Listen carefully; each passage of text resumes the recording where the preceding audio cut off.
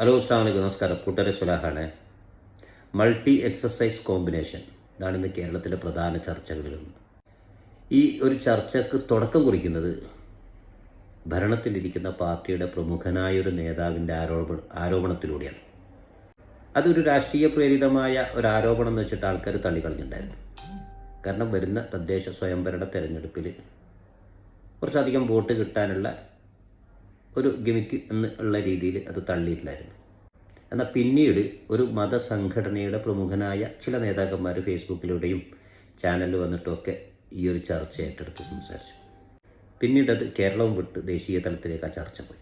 ഈ മതസംഘടന നേതാക്കന്മാരോട് പറയാനുള്ളത്, ആരോപണം ഉന്നയിക്കുമ്പോൾ വളരെ ശ്രദ്ധിക്കണം. ആരോപണം കളവിന് തുല്യമാണ്.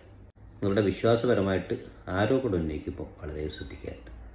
നെഗറ്റീവ് പബ്ലിസിറ്റിന്ന് നേട്ടം ഉണ്ടാക്കുന്ന നിങ്ങളുടെ സ്ഥിരം ഒരു പരിപാടി ഒരവസരം കിട്ടിയാൽ ഉപയോഗപ്പെടുത്തിയെന്ന് മാത്രമാണ് ഇതുമായി ബന്ധപ്പെട്ടിട്ട് എനിക്ക് മനസ്സിലാക്കാൻ സാധിച്ചത്. കാരണം ഈ MEG7 സഹകരിക്കുന്ന ചില ആളുകൾ, അതിൽ ഈ പറഞ്ഞ മതസംഘടനയായിട്ട് ബന്ധപ്പെട്ടവരും ഉണ്ട്, ഇഷ്ടം പോലെയുണ്ട്. ഈ ഭരണപക്ഷത്തിരിക്കുന്ന രാഷ്ട്രീയ പാർട്ടിയുടെ ആൾക്കാരും ഉണ്ട്. ഇവരോട് ഞാൻ ചോദിച്ചത് എത്ര മണിക്കാണ് തുടങ്ങുന്നത്, ഇത് കാലത്താണ് തുടങ്ങുന്നത്, അതിൽ മറ്റു വല്ല അജണ്ട ഒന്നുമില്ല. ഒരു 7 ടൈപ്പ് എക്സസൈസ് 21 മിനിറ്റ് കൊണ്ട് തീർക്കുന്നതാണ് ഈ സംഭവം. ഇതുകൊണ്ട് നിങ്ങൾക്ക് വല്ല ഗുണവും ഉണ്ടായിട്ടുണ്ടോ? തീർച്ചയായിട്ടും നമുക്ക് മാനസികമായ ശാരീരികമായ ഉല്ലാസം കിട്ടുന്നുണ്ട്.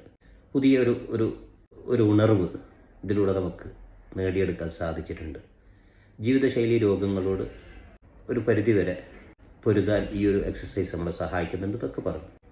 ഇതിൽ ഏറ്റവും കൂടുതൽ എന്നോട് പോസിറ്റീവായി സംസാരിച്ചതെന്ന് പറയുന്നത് ഈ പറഞ്ഞ മതസംഘടനയുടെ ഒരു നേതാവിൻ്റെ വാപ്പ.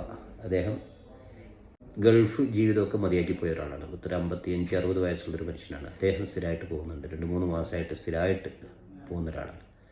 അദ്ദേഹത്തോട് ചോദിച്ചപ്പോൾ പറഞ്ഞത്, വളരെ നല്ല ഹാപ്പിയാണ് ഞാൻ, കാരണം മറ്റു ജോലിയൊന്നുമില്ല. അപ്പോൾ ഇത് രാവിലെ കാലത്ത് എണീച്ചിട്ട് പോവുക, ഒരു സ്ഥിരം ജോലി എന്നുള്ള രീതിയിൽ ഒരു എക്സസൈസുമായി മാനസിക ഉല്ലാസം ഒക്കെ ആയി ഞാൻ വളരെ ഹാപ്പിയാണെന്ന് പറഞ്ഞു. അപ്പോൾ ഒരു വിഷയത്തെക്കുറിച്ച് സംസാരിക്കുന്നതിന് മുമ്പേ രാഷ്ട്രീയ പാർട്ടിക്കാർ അവരുടെ കാര്യലാഭത്തിന് വേണ്ടി പലതും ചെയ്യും. പക്ഷേ നിങ്ങളെപ്പോലെ ഉത്തരവാദിത്തമുള്ളൊരു സ്ഥാനത്തിരിക്കുന്ന ഒരാൾ അതിനെപ്പറ്റി പഠിക്കണമെന്നുണ്ടെങ്കിൽ അവിടെ പോവുക. ഒരു 10 ദിവസം അല്ലെങ്കിൽ 20 ദിവസം, ഒരു മാസം ഇതുമായിട്ട് പഠിക്കുക. എന്താണ് അവിടെ സംഭവിക്കുന്നത് നേരിട്ട് അറിയുക.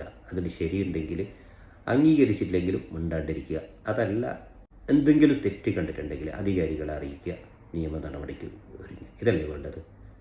ഇത് മറ്റൊരു സ്ഥലത്താണെങ്കിൽ, മറ്റൊരു രാജ്യത്താണെങ്കിൽ ചിലപ്പം ഈ ക്യാപ്റ്റൻ സലാഹുദ്ദീൻ എന്ന് പറഞ്ഞാൽ ചിലപ്പോൾ അംഗീകരിക്കും എന്തെങ്കിലും ഇത് കൊടുത്തിട്ട്. കാരണം ജനങ്ങളെ ജീവിതശൈലി രോഗത്തിൽ നിന്ന് മാറ്റി നിർത്താൻ വേണ്ടി അവരെ ഒരു പ്രവർത്തിക്കുന്നവരാക്കി മാറ്റുന്ന ഒരവസ്ഥ, നിരന്തരം എന്തൊക്കെയോ ചെയ്യണം എന്നാഗ്രഹിക്കുന്ന രീതി അവരെ മാനസികമായി ഉയർത്തിക്കൊണ്ടുവരുന്ന, ഉദ്ധരിക്കുന്ന ഒരു പ്രവർത്തനത്തെ അംഗീകരിക്കുന്നതിന് പകരം ഇല്ലാതാക്കുകയല്ല വേണ്ടത്.